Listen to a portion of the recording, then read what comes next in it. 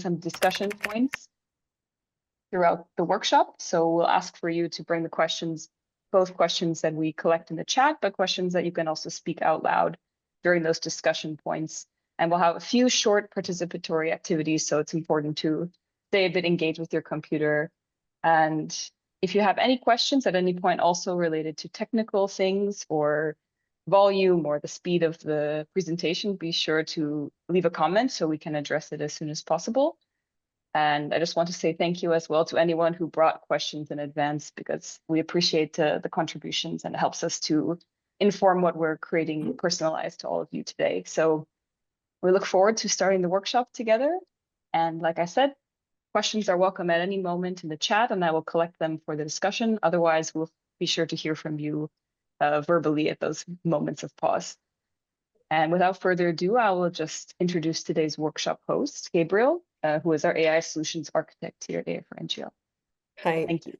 Yeah, thank you, Grace. Thank you for welcoming everybody and introducing yourself and me. I'm going to, I would say, like start sharing my slides so that I can also just have a nice photo of myself right here. Could you see my screen? Yes. Okay, perfect. So, welcome everybody to today's workshop, and we are AI for NGO. A few words on the organization. We're a nonprofit organization that supports other NGOs or nonprofit organizations on the topic around AI. So it could stem from some questions more in my ballpark, which is technical implementation, but it also stems to AI governance, and we really look at or help organization with both educating the team on AI literacy or understanding how to use AI effectively and securely, but also like try to learn to address risks. And today our topic is exactly, I would say, one of the most exciting and most requested topic, which is also what we see as part of the biggest barrier for the team who wants to do AI adoption, which is related to AI safety and AI risks. I'm Gabriel Wang, the AI solution architect, and I also here wrote I'm just a concerned citizen who wants to contribute on this topic. I have background in data science and machine learning, and I started with technical implementation, and now I'm more focused on educating people and help building framework around AI governance. And there are a few things that Grace previously already touched on, but just to emphasize a little bit. So sometimes I can speak a little bit too fast, and you're always welcome to let us know in the chat so that Grace can let me know, or like you can just give me a little reminder and I can adjust this. Secondly, the workshop has this QA blocks, so like question and answering. We encourage you to participate, and that would also be very helpful to share your questions with other people. And third, we have some small quizzes in Zoom that later Grace will launch during the entire workshop. And we encourage you to participate so that like it really helps you to validate what we have learned throughout the workshop. And with that being said, why this workshop and why now? Just a simple why question. So first, I think this topic is very important because AI is being adopted very everywhere in a very fast pace. It's billion users. It's very helpful, but it's a very sharp double-edged sword. Like how helpful it can be, it also means that how damaging it could potentially be. And secondly, as I previously mentioned, this is a significant barrier for organizations who look to adopt AI because according to our survey, data privacy and reliability of AI tools are two of the top concerns. And third, so we have been working towards building this AI literacy training program and basically aligned with the requirements of EU AI Act Article 4. And so here we're trying to also bring together the knowledge around AI risks, as this is actually, I would say, a very major step in building AI literacy for your team. And in today's workshop, here's the three things that I hope that we can all walk away with. So first, we should be able to have a clear overview on AI risks and awareness when you encounter them. So we should know what AI risks are out there, and also like you will be able to recognize them when you see them. And secondly, we designed some quizzes and hands-on experience on mitigating AI risks on what to do about them on a very practical level. And thirdly, I want everybody to walk away with this confidence because um, I would say at this moment, addressing AI risks has to be a very participatory thing, and the whole team has to have a clear understanding on what are the risks and what are we talking about. And I want everyone to be able to walk away with the confidence to brief your colleagues and stakeholders on the responsible AI use and what to do. And so, with that being said, if you have more questions or throughout the workshop, you can all write them in the chat and Grace will collect them and we can have like the question discussion throughout the workshop and at the end. So today's section, we have three sections of content. First, we will start with hallucination bias. This is related to the reliability of AI tools. And secondly, we're going to look at data security and privacy for your organization more holistically. And thirdly, we're going to look at malicious use of AI, so the dark side of AI. And starting with, so how reliable is AI? Just to as a little refresher, so how large language model is built defines its most important capabilities and limitation. Large language model is a specific AI model that basically is capable of understanding, processing, and generating languages. And this large language model is a type of generative AI, and it is the foundation for most of the chatbot applications, such as Copilot or ChatGPT or Gemini. And how it's built basically shows a lot of its like why it's capable and why it is limited. So here is a very simplified 3 steps in how to build a large language model. And so first, it always comes from data. And this is also what the most of the data science or AI teams spend their time on, which is collecting and preparing data. And there are billions of pieces of data, and then they need to clean and organize them. And due to the large amount of data, we enable the large language model to understand language because language is the fundamental, like, or text is fundamental to how we exchange and learn information. And the second step is that when we actually train the model, so we feed these cleaned data into the AI models that we chose, and then the model learns from the pattern in the data. So the pattern of how an author writes, or the style of writing of an author, or how like the syntax of English language, or the syntax of a programming language like Python. And so here it has learned the knowledge patterns. And the third step is to adjust the model. So once the model is built, it is still not like perfect because there are still many risks. And then like the AI engineer team often need to evaluate the model's performance and then adapt them to human needs, for example, to make them more friendly and helpful. And we're on the other side. Now let's look at the limitations. So there are limitations. First one is hallucination. These terms will also, like we will all explain them step by step and later, but here I just want you to see there's a very significant pattern. And then we have AI bias. We also have risk to data privacy, and we also have risk to data security. And fundamentally, these are all sort of connected to the data, which is the most significant energy that is put in or that require the most of money and resources. And so right now, the entire field is purely based on sort of like a data-driven AI development. And so once again, we will, or over and over again during this workshop, we will see how data affect this whole risk situation. And so how we can understand AI is that the most of the AI tools of today work like a smart and eager intern. And it's super smart because LLMs, so large language models, have absorbed all these knowledge patterns of many different fields that we previously talked about. They could know things about finance and also legal affairs and also about history across different cultures. And they're very good at writing professional sounding texts. And they're also very eager to help. They're designed to be friendly and helpful, and they're desperate to give you a good answer that can help you. And lastly, it works a bit like an intern because it really doesn't know about your specific work context. It can immediately, you can start working with a large language model based chatbot immediately, and it can do a lot of things because it's so smart and it's very desperately to be helpful, but it doesn't have access to your data and it doesn't know any about thing about your organization, although it does know things about in general, like about how organizations function. And so putting all these things together.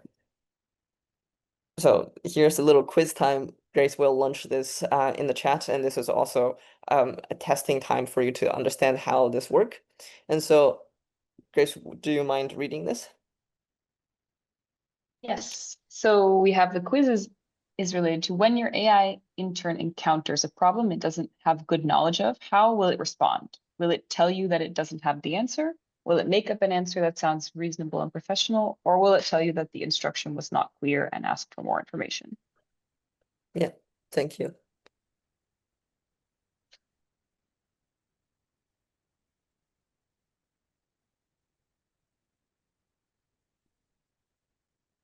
Looks like we have most of the responses. Mm-hmm.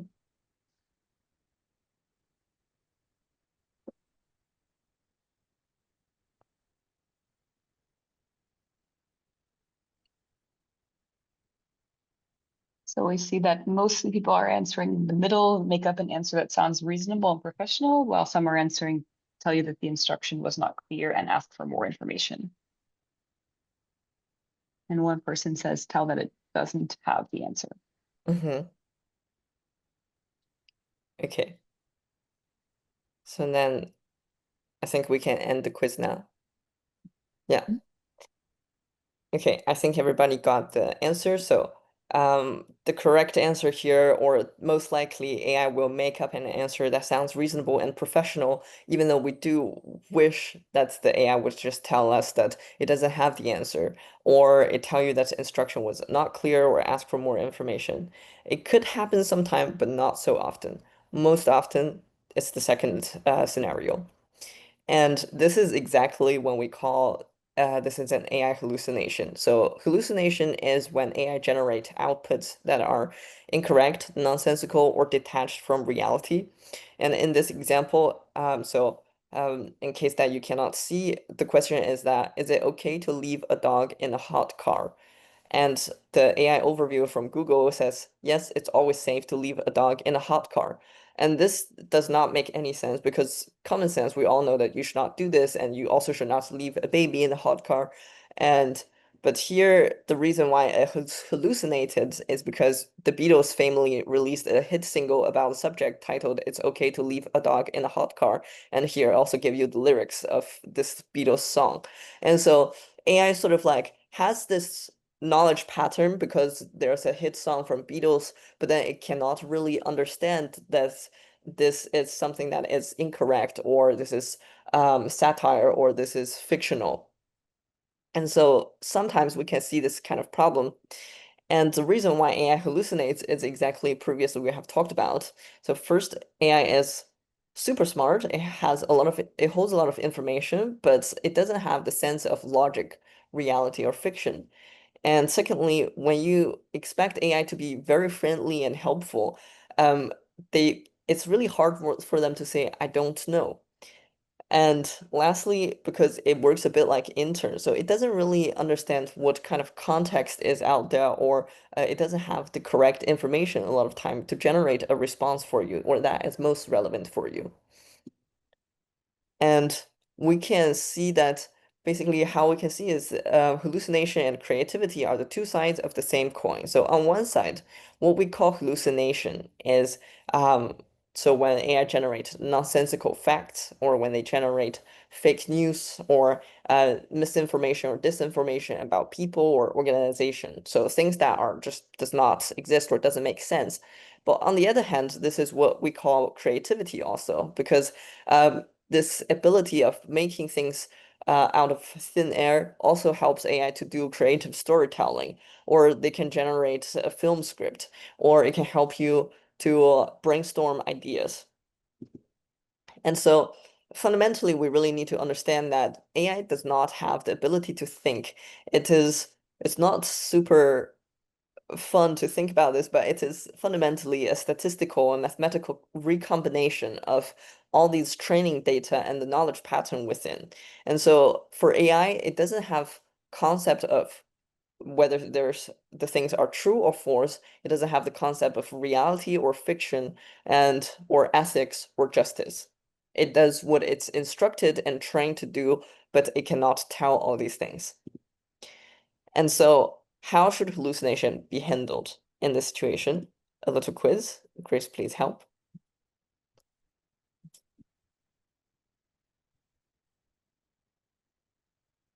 Grace, you're muted. So now we have AI safety 1. So this is what should you do to minimize the risk of AI hallucinations? Select measures that help you to deal with hallucination. Choose multiple. Upload credible and validated research data and source documents as part of your prompt. Use universal AI tool to research case law and academic literature. Publish the output immediately after it's been generated by AI. Or use clear and unambiguous instructions in the prompt. Which of the following?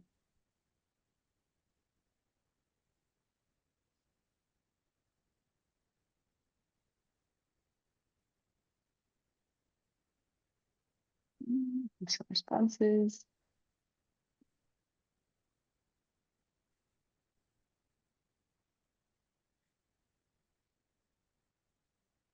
Yeah, from my perspective, I can see that people answer really fast. And oh, everybody have answered. We can end the poll now. And I'm very happy to see that, like, I would say most of the people have a very clear understanding. At least nobody is choosing publish the output immediately after it has been generated by AI. So great. Yeah. Happy to see. And so I would say there are a little bit of a do's and don'ts. So what we should not do, first up, we shouldn't use the results of AI as final output, and nobody selected that option. So this is very clear. And secondly, we shouldn't use any AI tool that is for things that is has not been trained to do or it is not designed to do. So for example, there are a currently open warning from the UK court like they discovered that lawyers that were using AI for creating legal cases or legal documents, they're using fictional or made up case law that just did not exist. And this is often like a case of AI hallucination. So these lawyers use AI tools to do this kind of thing, but then AI could hallucinate and just make up things, even though it doesn't really have the answer. And that is because these AI are not trained to do exactly writing or drafting or finding legal information. But we also know that there are, for example, very specific AI tool that is designed for law firms. And this is more sort of like a specialized enterprise solution for the lawyers. And so that they can use this tool much better and effectively than Gemini or ChatGPT. Um, some of the do's. So we should do provide clear and unambiguous instructions in your request. This always help. And you can even ask the AI, oh, you can tell me you don't know or ask me follow-up questions. And secondly, always include credible information, data, and references in your prompt. And this comes from a previous training that we did with a team. So there they said that they have these good quality data that is well researched and peer reviewed, and they would like to use these information instead of whatever the knowledge pattern that the AI have previously learned from during the training.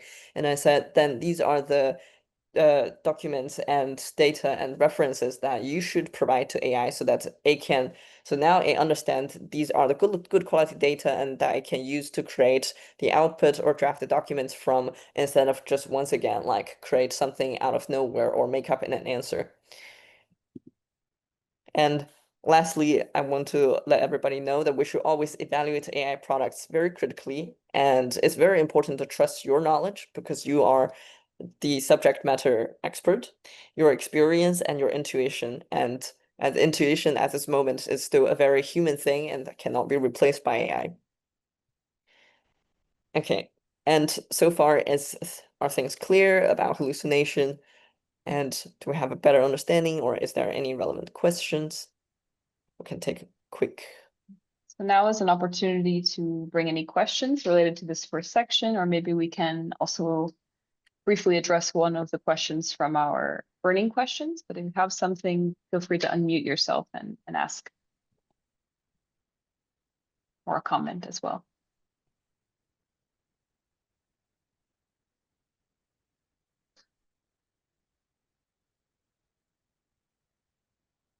I'll just I'll wait if anyone has something to share, but I do see a question from Ula in the chat, which was related to prompting strategies to address risks related to hallucination and bias, which could be an interesting topic, and maybe we'll talk about it a bit more. But Okay, so prompting for addressing hallucination. yes, bias and hallucination and risks related to more or less resource intensive prompting. Okay, I think then I would actually that I would just answer this question. I think this is a very good question. Prompting does help with a lot of these issues, I would say. So we previously already mentioned that the last advice that I give was also within the prompt, you should if you have good quality data or there are like documents that you want to use, provide these specific information instead of ask the AI to create a very generic answer. So the more context and the more specific information that you can provide, the better, the less chance it will hallucinate. And because, for example, I'm working within this organization called HealthBridge, and then I want to like work with specific health data that is like particular for this region, or like statistical data for this region. But then like the AI may not have this data, or it could just simply make up data. If I do have these information, use that. And another technique that some people use is to basically instructs the AI, say that if there's anything unclear about my instruction, ask me follow-up question. Or some people just simply always ask the AI to ask them for two follow-up questions. And so the AI will at this time like to be able to think, oh, okay, like I need to ask follow-up questions. I'm allowed to say that I don't know. And which is very interesting because they're so much trained and these companies design them to be very helpful because they want people to use their product. And so if you want people to use your product, it's difficult if your product always says that, oh, I don't know. And so, but you can actually write this and to let your AI assistant understand this. And another thing is that if you have access to some paid version of the AI tools, you can use something called reasoning model. And this will be a bit different for each platform. But for example, for ChatGPT, you would be able to find like, for example, ChatGPT o3 or o1. And these model will take a bit longer time to think and use a bit more resources to generate an answer. But oftentimes it goes through a chain of thought process to reflect on to basically like strategize how to think about an answer. Does it have all the necessary information to give you the correct answer? So that is also something that you can do. And so basically the more logical and reasoning like this AI can do with a lot more grounded information, the less chance for hallucination. Great, that's super helpful. Okay, then due to the time, I will also just move on to the next topic.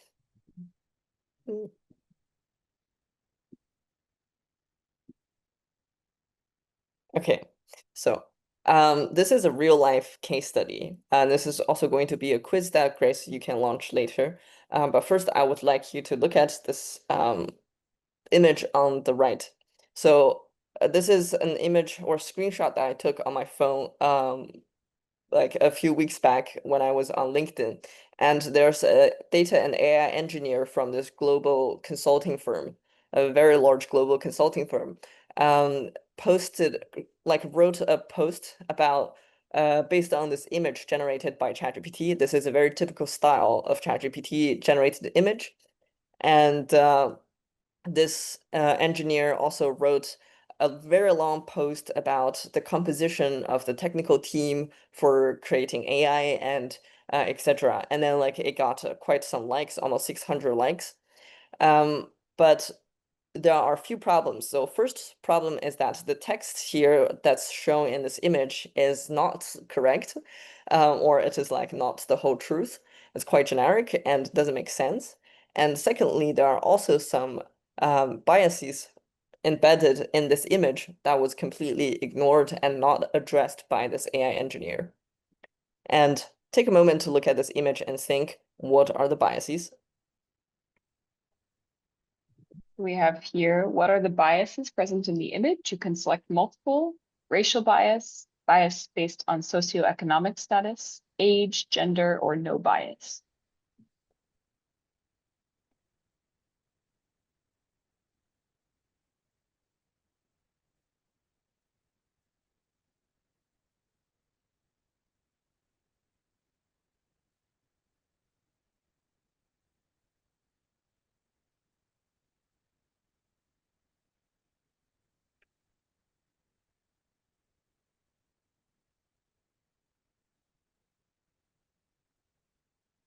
Most of the responses in.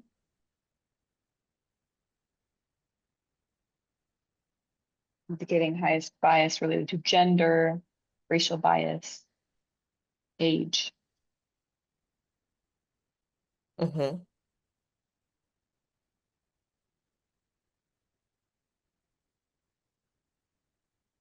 We'll close out our poll.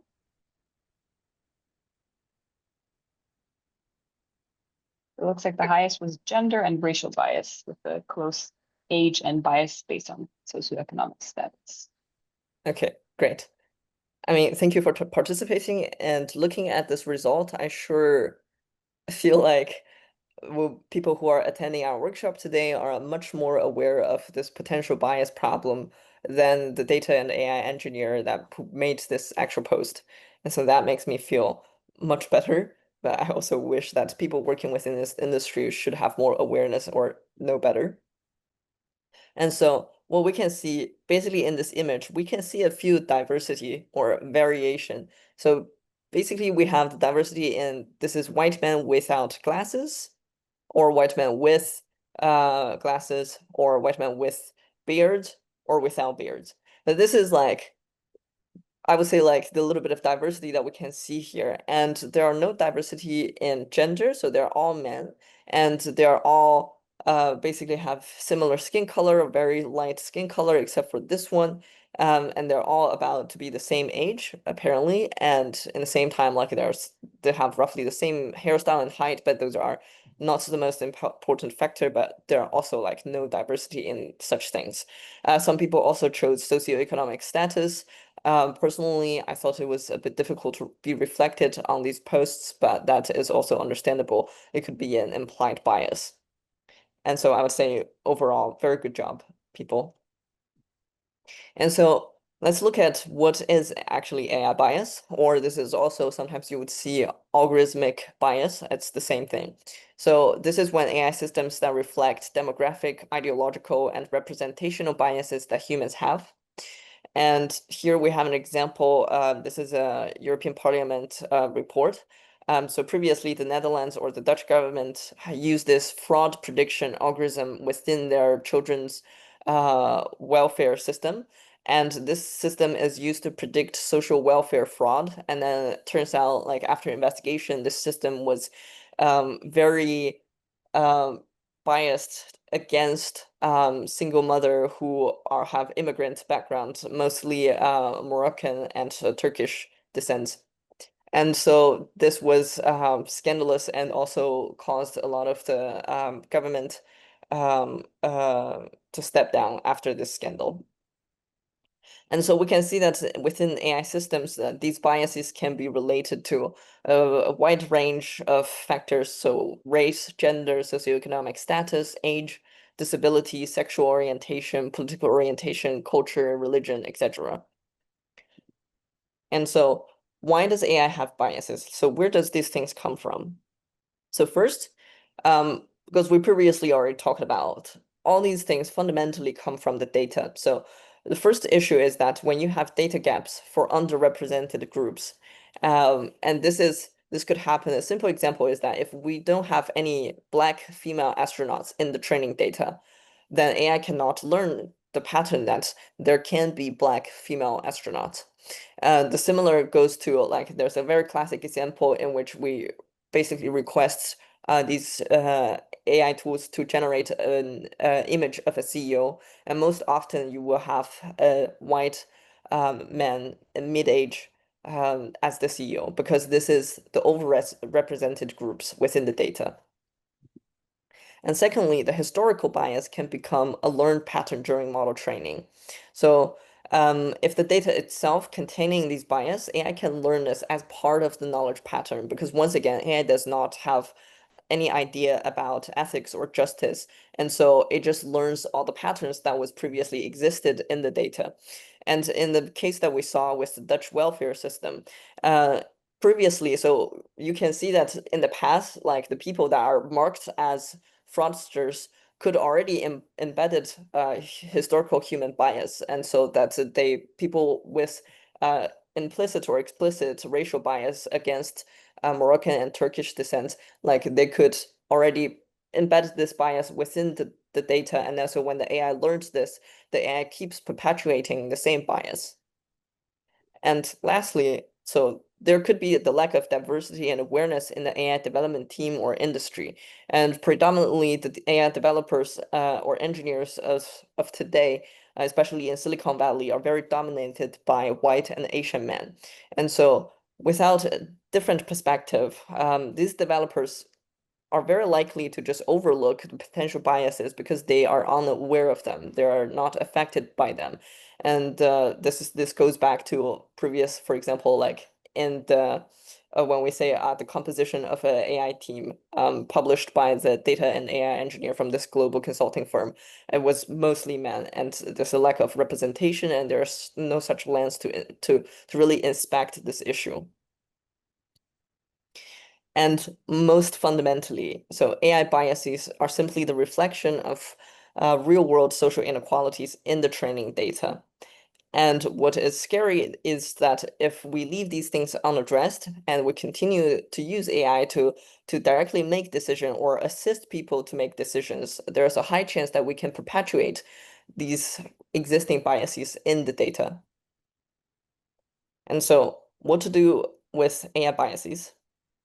And first, once again, this is on a prompting perspective. We should use data from trustworthy sources in your input. If you know there are sources that has good credibility, that are free from biases, use these information instead of whatever the training data that AI was previously trained on. Like you can provide some better things for the AI to work with. And secondly is to flip demographic data. And this means that we can change the age, gender, or race in your prompt and compare the consistency of the results. It's difficult for me to like give a direct demonstration right now, but I can describe the scenario. So in a scenario which, for example, I'm going to prepare an interview with a famous scholar, and if the and then what I can do is that say that the interview will actually happen with uh, a women's scholar with Arabic sounding name, and I can try to write this as part of the information. But also like when it comes to the name, these are personal information, so later we will discuss this. But we can try to then say that like change in the prompt and say that like this person actually has a white sounding name and is actually a male scholar. And we see that if AI actually still like generate like or help like create the interview questions of the same difficulty, or if they have the same focus on the same area, etc. And so using this kind of comparison or flipping the demographic data, we could see like how AI responds to certain type of biases, and we can decide how much we want to trust the result. And thirdly, we can write instructions on very direct instructions on diversity and fairness in our prompt.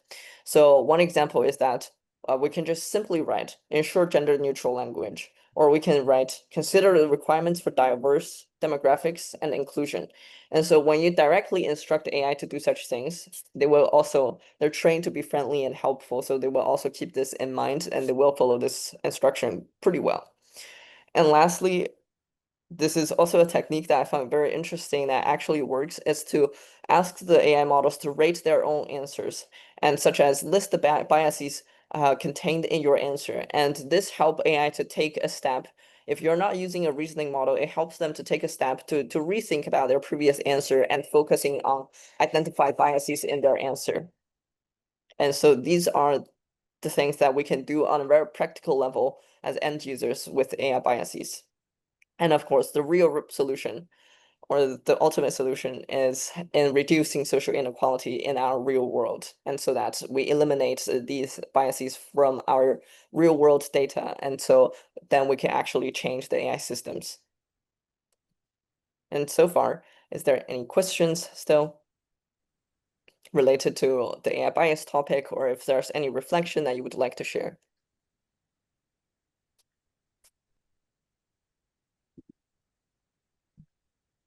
Anyone has comments, you can unmute yourself and speak to the group. Yes.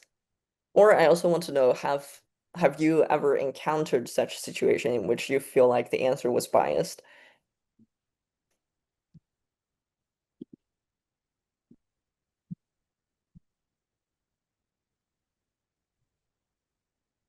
Oh, maybe I can contribute. Thanks a lot for the answers. Yes, I encountered examples of bias when trying to use Copilot for generating job ads, Stellenausschreibungen.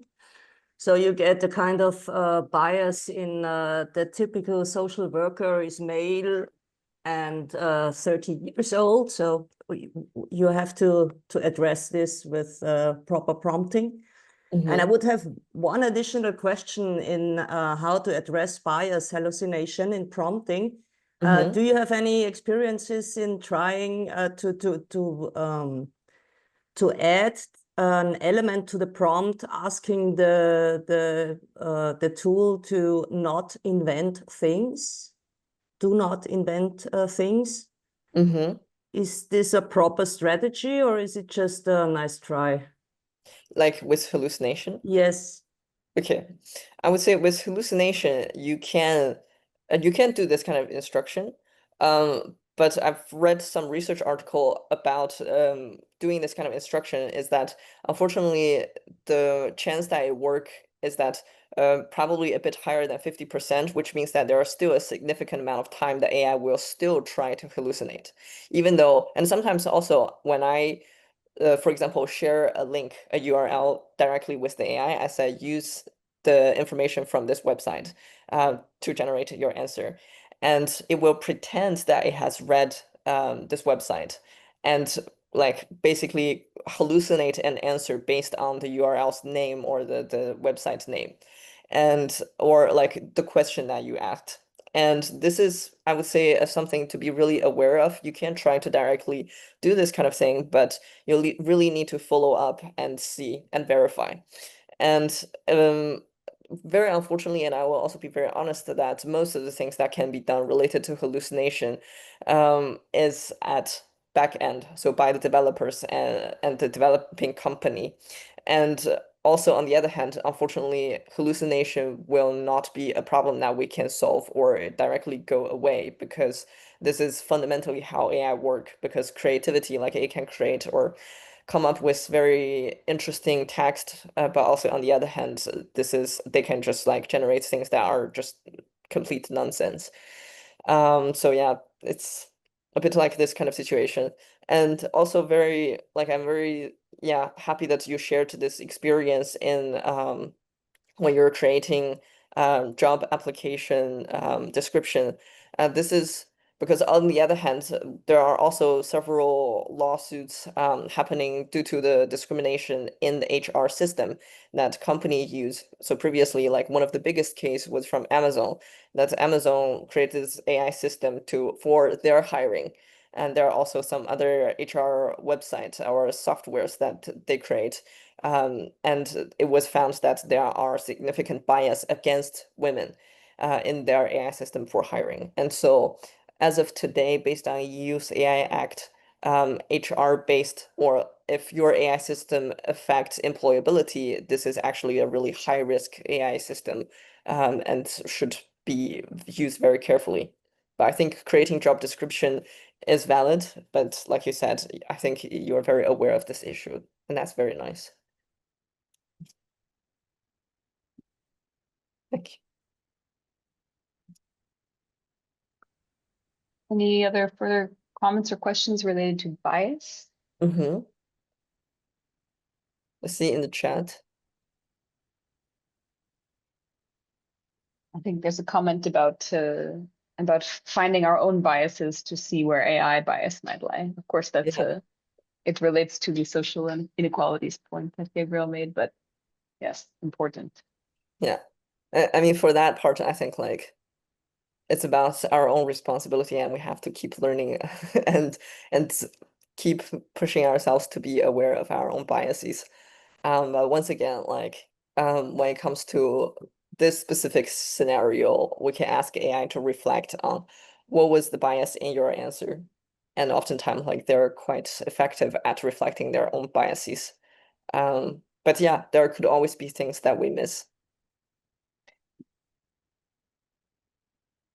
So yeah, but I'm pretty, I would say I feel confident to say that for people who are working in NGO and nonprofit organization and human rights, we're really working on to eliminating the real world biases in our society. And so that I feel like is more working on the fundamental solution that we could have for this problem.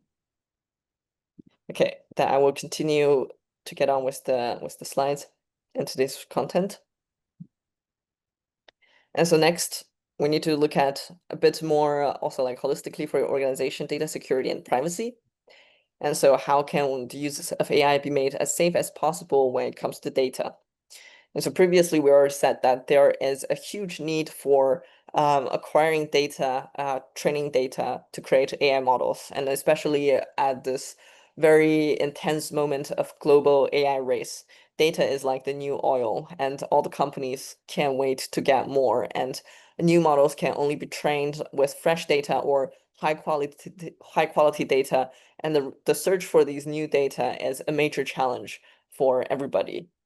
And here in this graph, we can see that basically the size of AI model. So this is a little bit how it works. More data you have, the larger the model can become. And the larger the model, as of today, they are more capable. Even though there are starting to have research breakthrough to make smaller models as effective, but they're very specialized in specific tasks. So for general or generic AI model or general purpose AI model like ChatGPT or Cloud, the larger the model, the more capable it seemed to be at this moment. And so LM size is basically growing exponentially. From 2018, Google had this 3.7 billion parameters model. And so 3.7 billion sounds big, but at that time, or in comparison to what we have today, is very small because today we're looking at some AI model like Llama from Meta. It has 1.4 trillion parameters. And these require even more data points for this AI model to train on. And this creates a lot of different issue for us when it comes to data. So first, there are lawsuits, active lawsuits for copyright infringement. And secondly, there are violations for personal data protection. And this is because all these companies deploy a lot of web scraping bots. And they're constantly going through the website, and then they're looking at websites in which that contain your personal data, but they can also look at websites that maybe where like your email was leaked at one point, and then there are illegal data of you that's just out there, and then they will all gather all these data for their AI training. And thirdly, platforms. So some basically community built open platforms start selling user data, and this damages services in gift economy, such as Wikipedia. So this means that previously a lot of community member will come together and then they would contribute to the same thing, such as like on Wikipedia, people will add information for free. But as the platform change their policy, they can start selling these free community member contributed data to AI companies for profit. And so this is a very major setback or discouragement for a lot of people who are contributing to these platforms for scientific or social goods. And so what risks does AI pose to data privacy and data security for organizations, especially nonprofit organizations? And the major thing is that AI tools often they can collect user data, and this includes your prompts, all the documents that you upload, like all the PDFs, all the Excel sheet that you upload, or any questions to train their future models. And this creates new data risks and responsibility for NGOs, and that can only be addressed with the support of all team members. I still remember long time ago when I was talking with this workers representative and I asked, what do you think is the biggest AI risk in your organization? And he says that it's all the employees, because everybody at this moment can easily leak their data to an AI platform.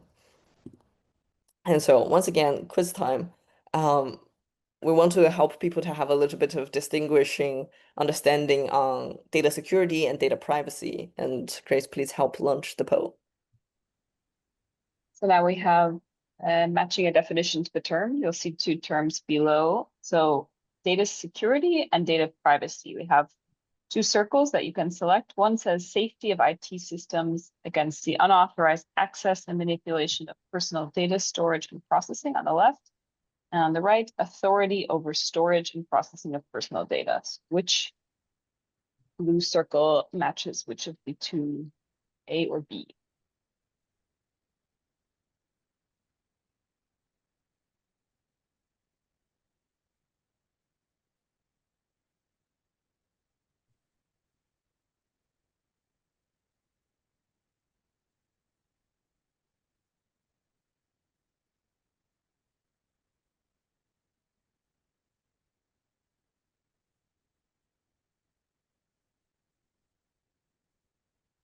We have nearly all of ours.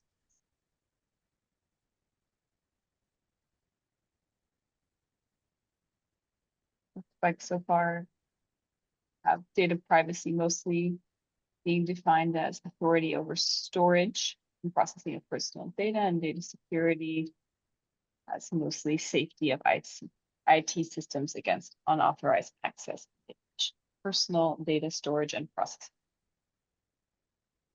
Okay, I'm going to end the poll now.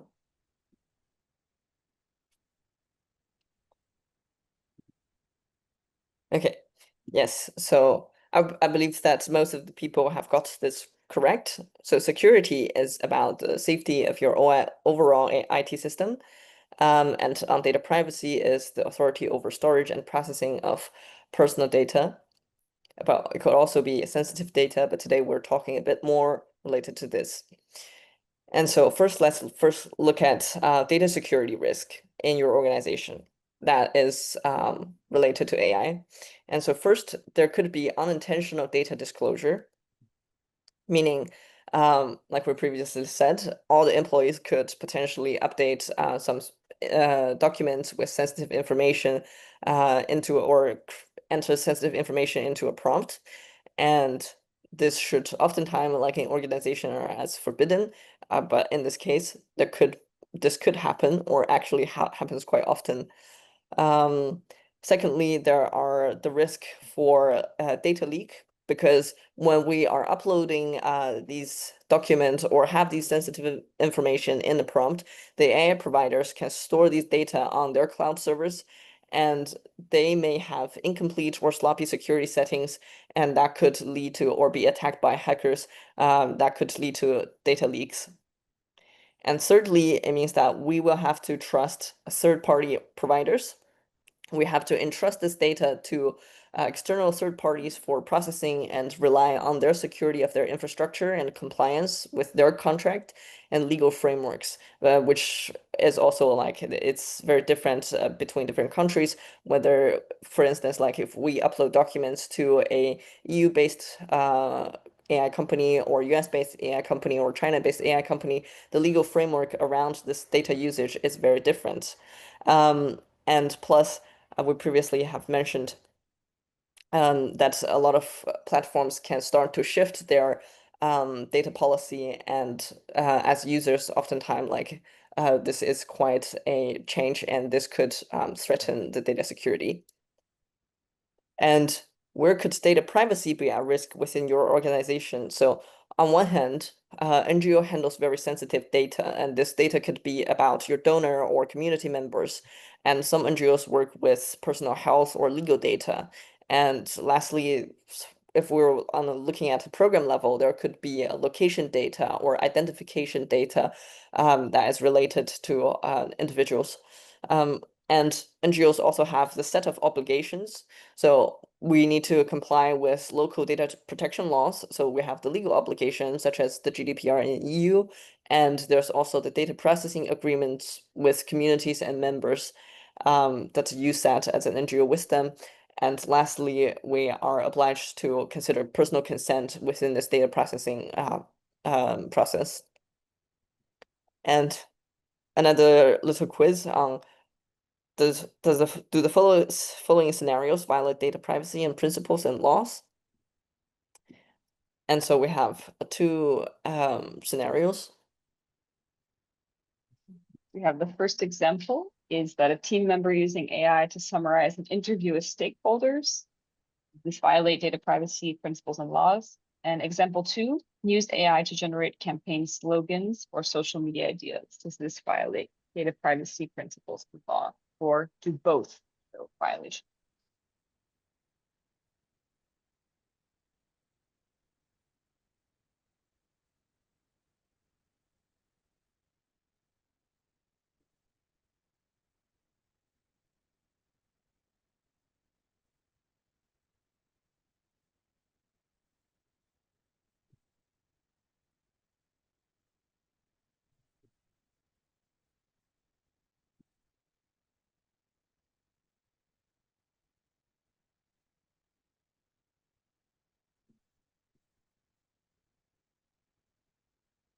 We have most of our results.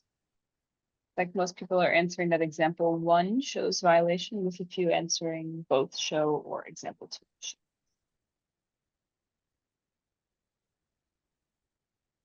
Okay, Grace, I would. Someone cannot see the examples on screen. Someone... So I can read them again quickly. Example 1 is team member using AI to summarize an interview with stakeholders. And example 2 is use AI to generate campaign slogans or social media ideas.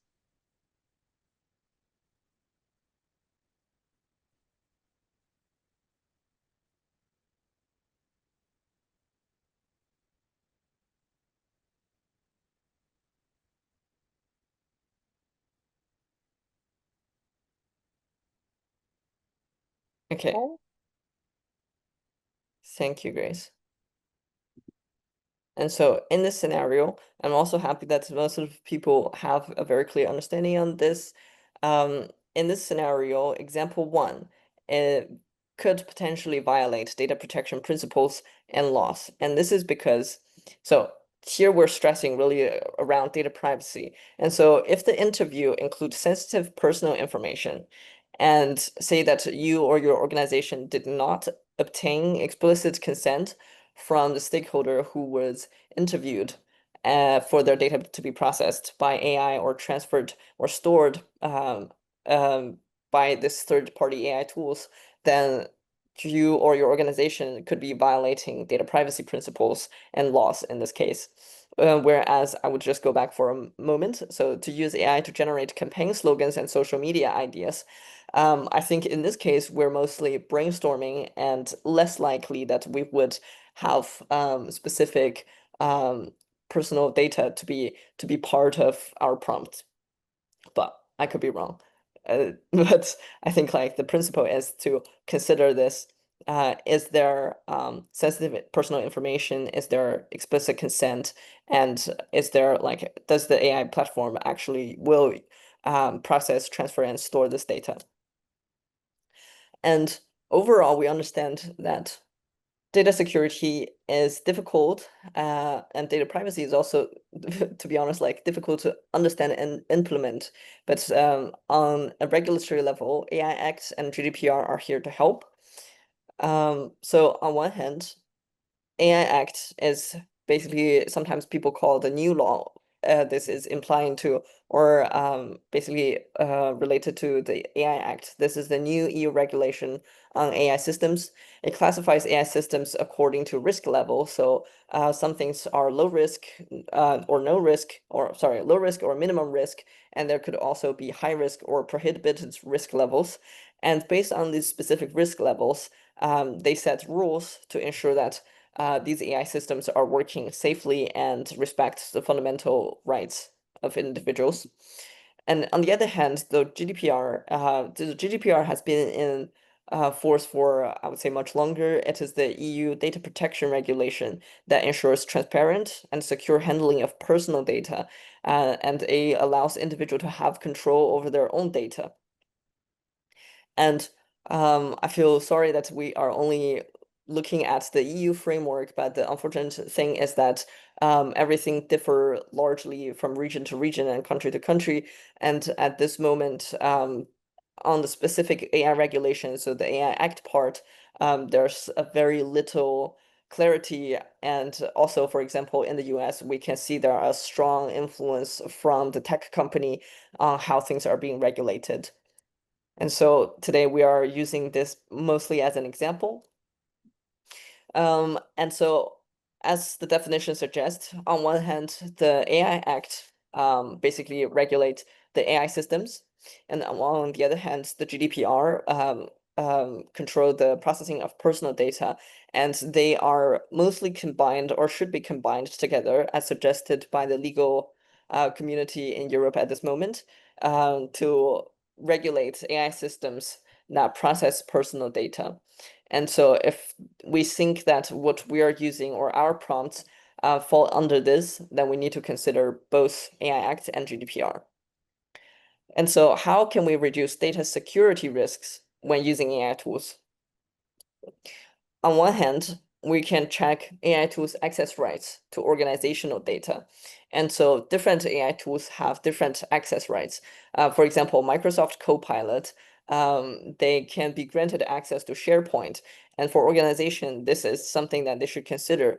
Do we want to have Microsoft Copilot to access our SharePoint data? Are there any specific or confidential information that we would not like to be processed or accessed by organization like Microsoft?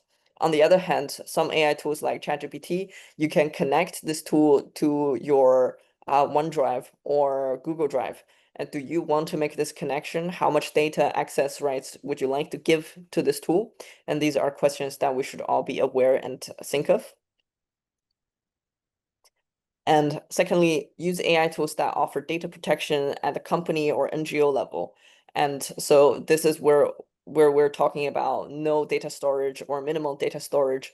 You're mostly using this AI to give you the technical term is inferencing, but it means that they provide you the answer, but they do not store your data. Sometimes you can also see that some AI tools that suggest that they only store your data for up to 7 days, some for up to 30 days. And this is another thing to consider. Do you want your data to be stored? How long? Or not at all? And lastly, to check whether the AI providers offers the option to refuse the use of data for AI training. Some AI company use, for example, ChatGPT, like by default, you are agreeing to have your data to be used to improve AI or improve the model for everyone. But that means that they by default have the right to use your data for AI training. And what you can do is to go into your setting, no matter what tool you're using, you can go into the setting and you can turn this off. normally in data control. Additionally, I produced a tutorial on how to turn this off, like for different AI tools. And this you can find on our LinkedIn. And I'm pretty sure later we will also be able to share a link to you. And so that you can see based on what tool you're using, how much this, like if your data will be used for AI training and how you can turn this off. And on the other hand, how can we ensure data privacy when using AI tools? And so first, we should train your employees or yourself to never enter sensitive or identifying data into public AI tools. What we can do instead is to either anonymize the data. For example, in journalism, we would see the journalist use an alias for the stakeholder and their sensitive information. And so we can do the same. Instead of the actual real name of somebody or their actual data, we could use maybe just use John Doe or Jane Doe, or use a placeholder. So instead of writing the actual name or the actual location, we just use a placeholder and it says at XX location, this happened. And so this will also help us to not input sensitive data into these AI tools. And we want to use tools with strong privacy side settings. And so once again, we can select no data used for training, and the best scenario, and some organizations are able to offer this, and we also believe that this is the most secure, is to have your IT team to self-host an offline AI tools for sensitive data, because this means that you have the full control of the AI model that you're using. You have full control of how the data, where the data is stored, and the whole interaction is completely independent and controlled by your team and your organization. So this is the much more or the most secure option that is currently available. But this obviously also require more resources to be able to enable this option. And lastly, obtain informed consent. And this is very important because the persons who, or the stakeholders, they have the right to know how their data is being handled. So if you do collect these data that could be fed into an AI tool, what you should do is to update your consent form.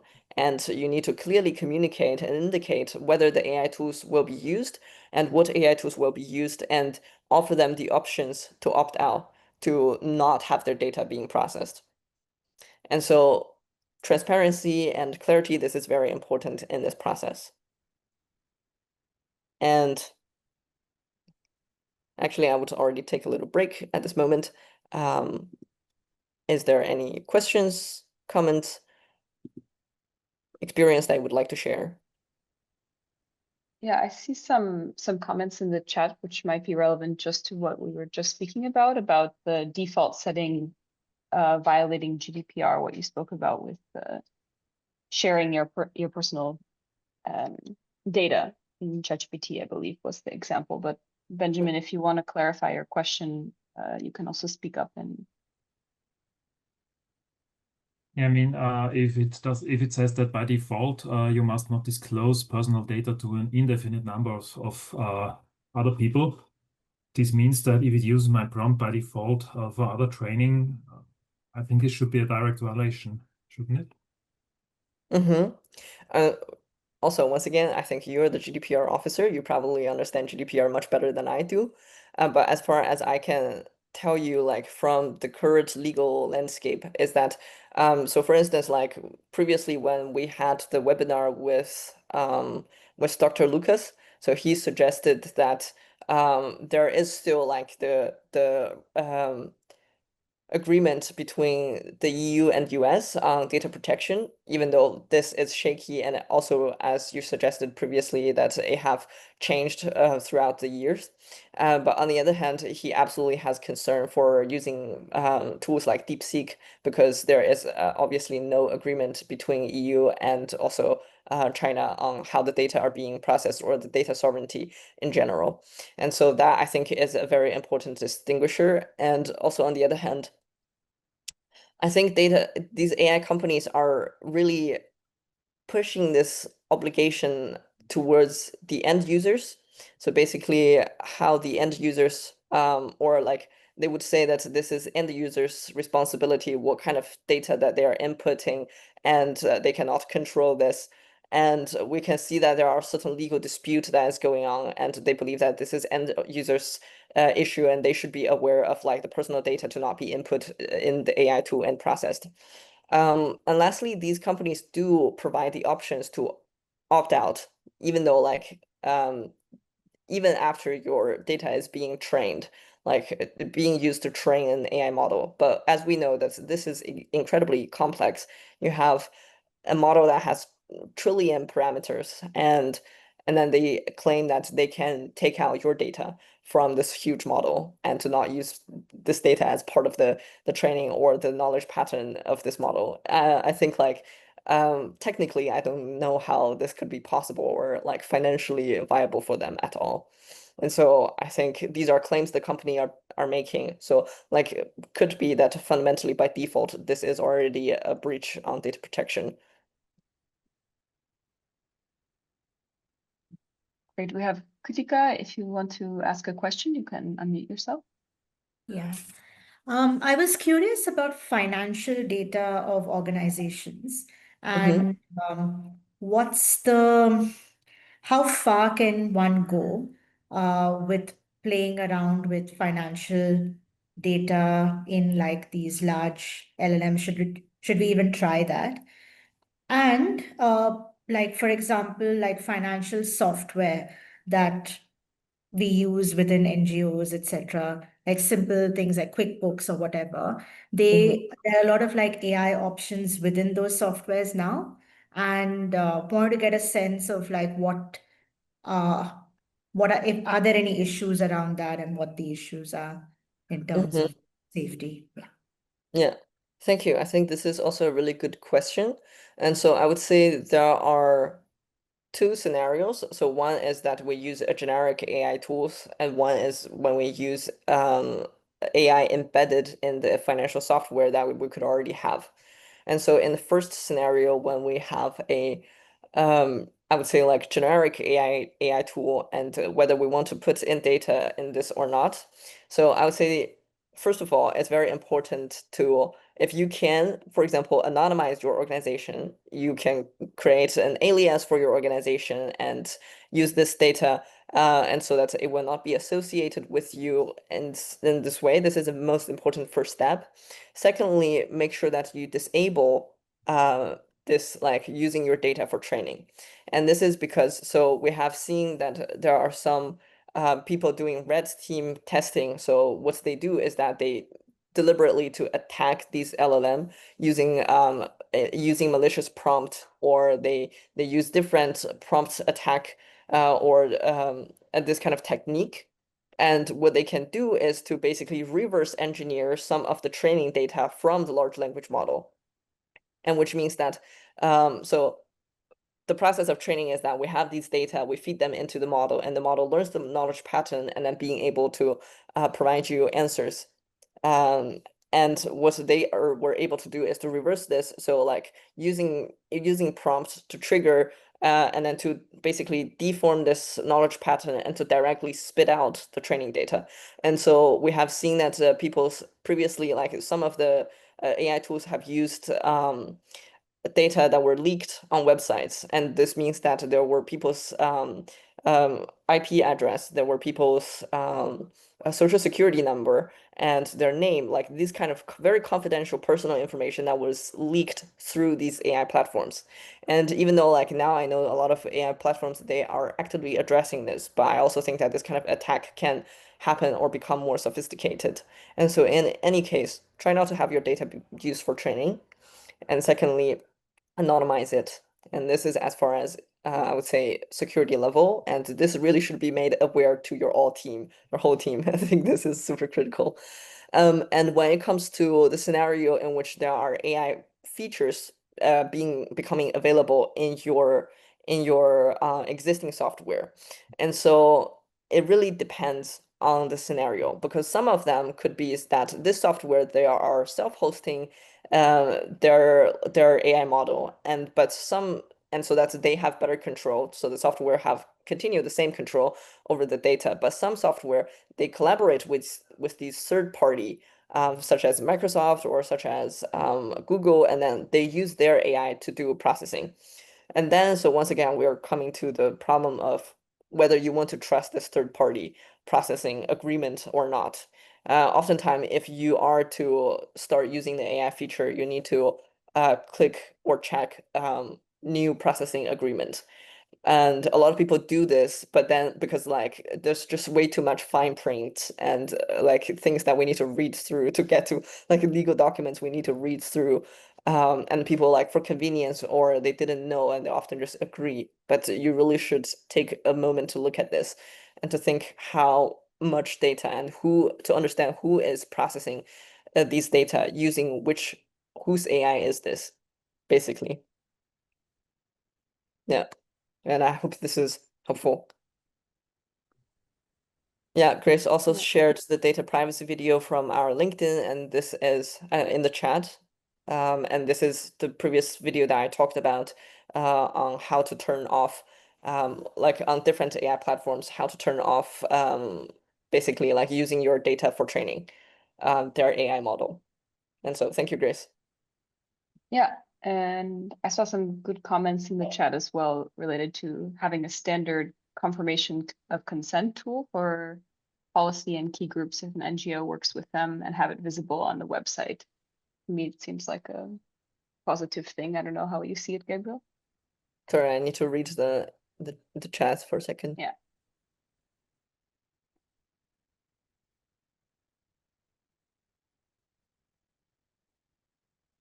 I think this could be helpful in terms that I think like to gather people's consent, you can use many different ways. But the key thing is that you mentioned to have it clearly visible and published on website. I think this is very important. Once again, we want to make people make the stakeholders to be properly informed, and we want things to be transparent and visible. So from that perspective, I think it's very helpful. But in whichever way that you gather this consent or giving people option to not give their consent, this I guess vary from organizations or your team or the specific scenario that you're working in. But yes, the principle of visibility and transparency is always good. Great. Thank you for everyone's comments and questions. I think we'll keep on with the presentation so we can get to the final section. Yeah, thank you, Grace. And so here I would just like to invite everybody to think for a second. So I think like a very important thing to do before we start using AI tool or decide that we want to give consent is to take a moment to think about if the advantages actually outweigh the risks. And so on the right side, we have this article, basically news article about mushroom pickers. They are urged to not use foraging books on Amazon that are generated by AI. And we can see why this is, because is it convenient to identify mushrooms using AI? I would say it's yes. Like the computer vision is very advanced at this moment. They have a lot of knowledge about different things.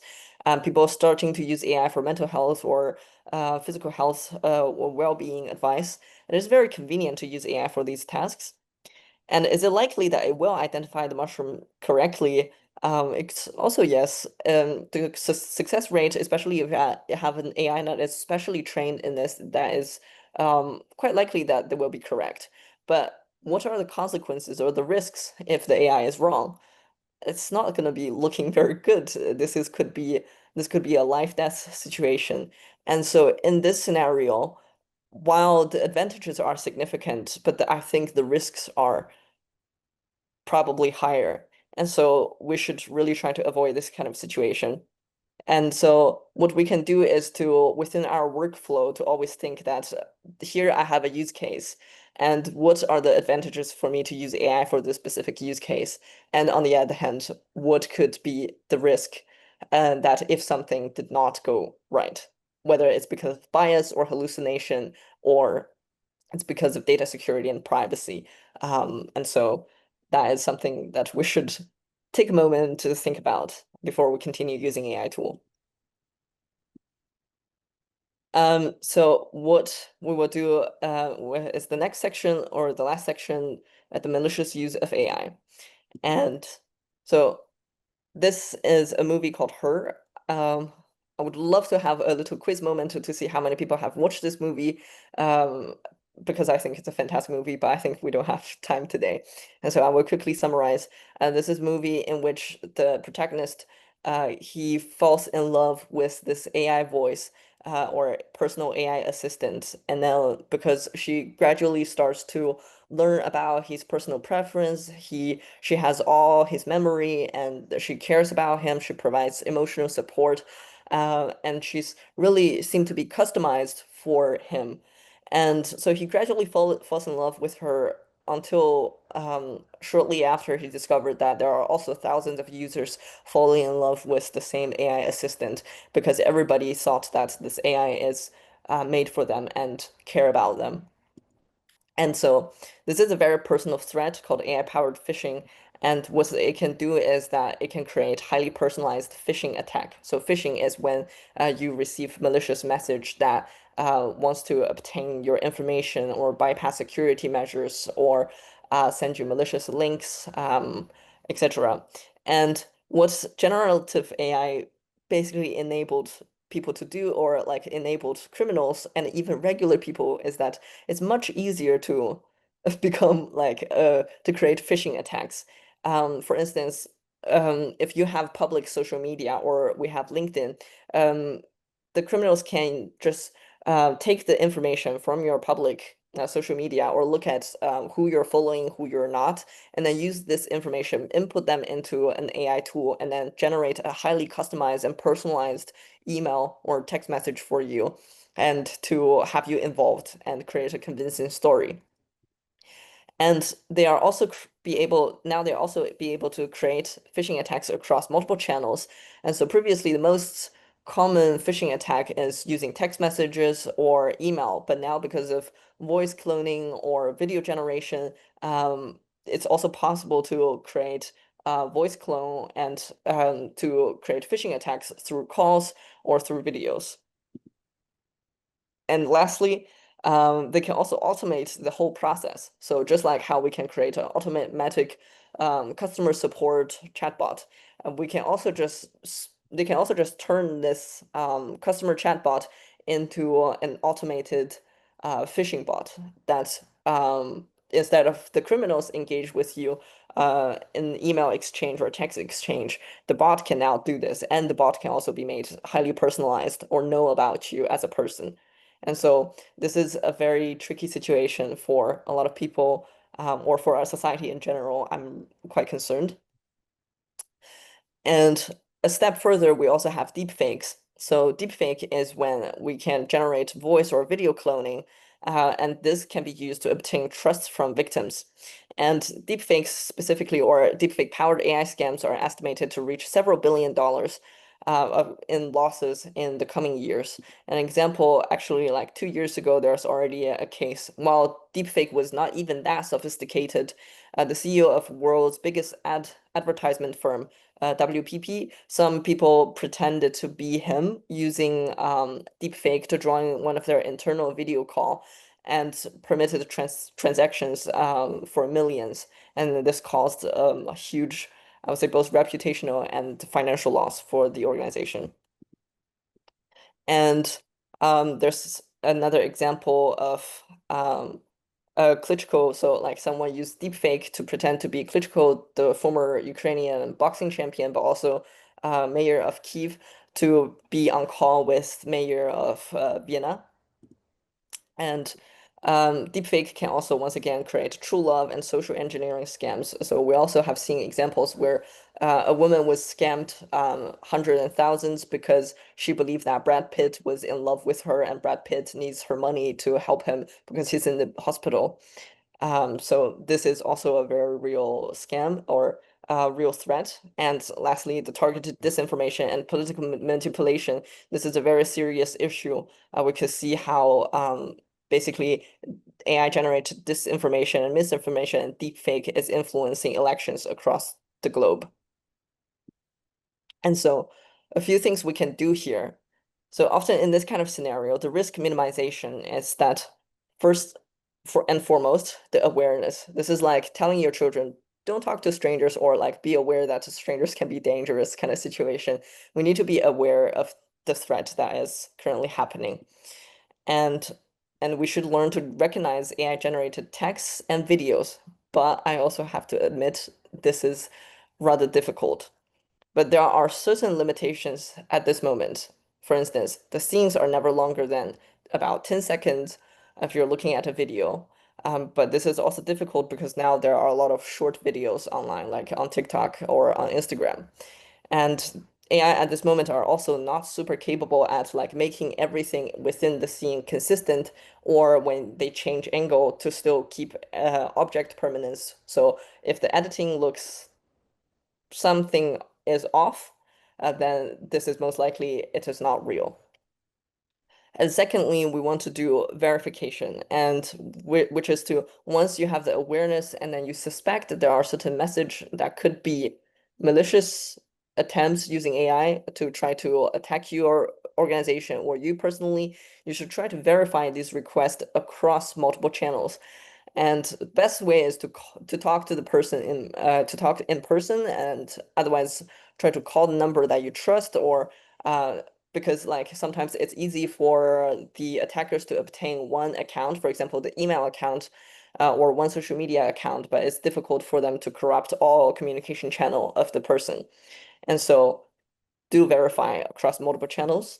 And lastly, there are some technical protection that most likely your IT team should be able to implement for you. But on a personal level, you can always enable multi-factor authentication as accounts for as many accounts as possible.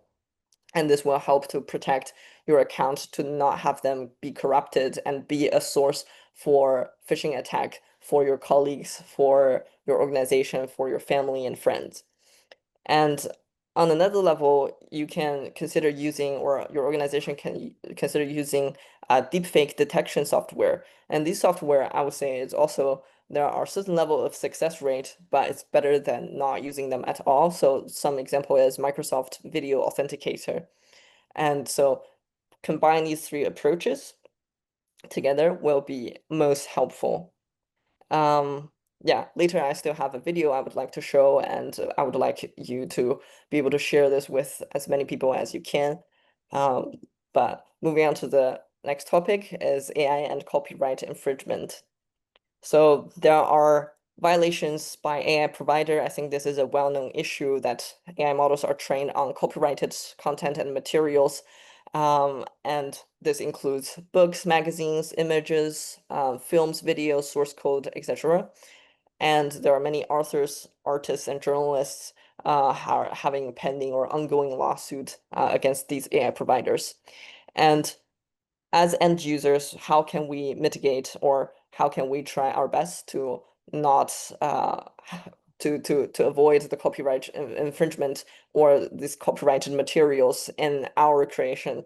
Is to first, we should just really avoid writing prompts that refer to a specific style, such as create an image in the style of Picasso or a specific illustrator's style, because this means that AI could have used or gathered their work for training, and we don't want to make this situation worse and basically grab their work for this purpose. Instead, we can try to really describe the output, the style that we're looking to in your prompt, instead of just in reference to somebody. And secondly, we should always check whether the created content imitates some well-known brands or people, such as Disney has a very specific animation style. And also there were previously like this wave of Studio Ghibli style of image generation online, and this is actually also copyright infringement. And lastly, celebrity, in this case, George Clooney, the famous husband of human rights lawyer Amal Clooney. And so should be a discussion point, but I actually really want to show you this video of today. I hope that you can look at this. And possibly share it with your team. And this is a video that's created by this person for his parents. And I find it very important to. In a stunning development, Canada has declared war on the United States. Let's go to Joe Braxton, who is live at the border. I'm currently at the border, but there is no war. Mom, Dad, I know this looks kind of real, but it's all AI. Grandpa, I'm fine. This is just AI. You don't need to wire money to anyone. I am not in love with you. And I do not need your money for a plane ticket. I am AI. This fake moon landing footage isn't classified. It's AI. You're probably wondering how I got rich with crypto. The truth is, I didn't get rich off crypto. I don't even exist. You might be able to tell this is fake now, but it's going to keep getting better. We're all AI. There could be aliens, but I'm not one of them. AI. Herbal supplement did not cure my cancer. I'm not even real. Uncle Fred, the government has not been taken over by lizard people. You don't need to send us $5,000 in gift cards because you missed jury duty. Grandma, it's not real. It's AI. It's AI. It's AI. Oh, it's AI. Fake faces. Real consequences. Think before you trust. I appreciate the message of this video, but it was all made with AI too. So can we even trust it? It looked pretty real to me.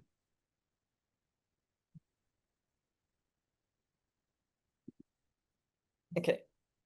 Well, thank you for joining this session. And about the last section or all the previous sections, is there are more questions or things you would like to share with us?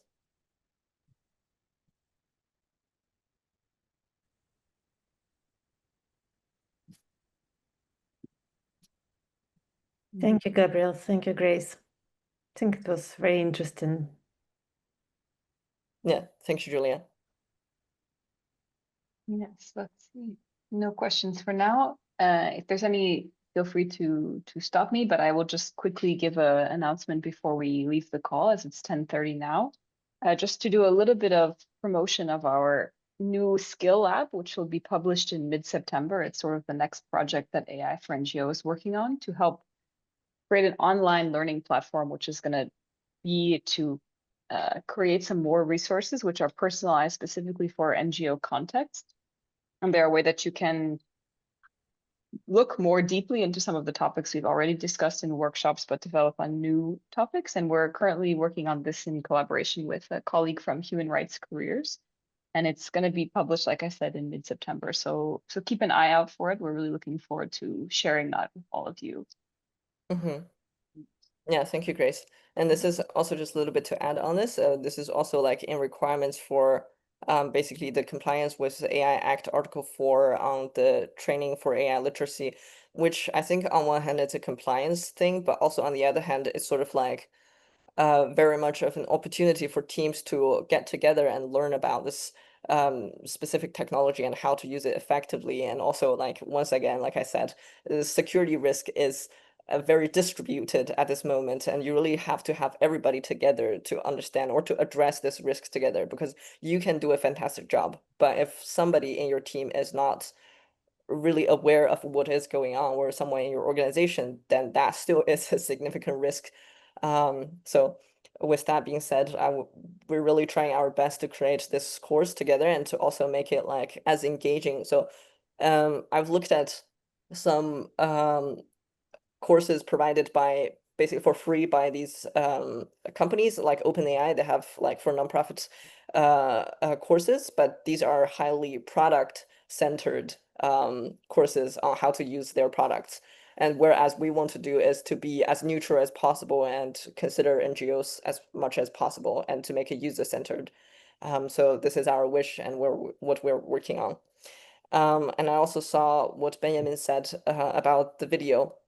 It will be part of the resources that we will share with everyone, because previously we also have received a lot of requests on AI's environmental impact. And I personally compiled a list of quite good and credible sources related to AI's environmental impact. And I want to share this with everybody because it's quite a, I would say, dynamic and difficult topic for me to talk about at this moment. And so I want people to have good sources and to make up their idea. We're also actively looking for experts that can have a webinar with us on AI and environmental impact together and to address these ethical issues related to AI. And so, yes, thank you for joining us today. And I hope that it was helpful. Yes, Yeah, thanks a Have a lot, nice everybody. day. it was great to come together today to learn. Yeah. Thank you.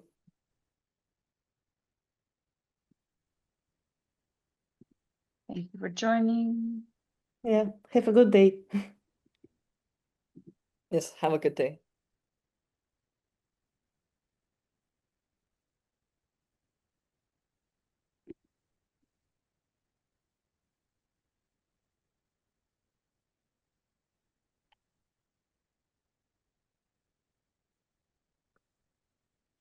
Okay.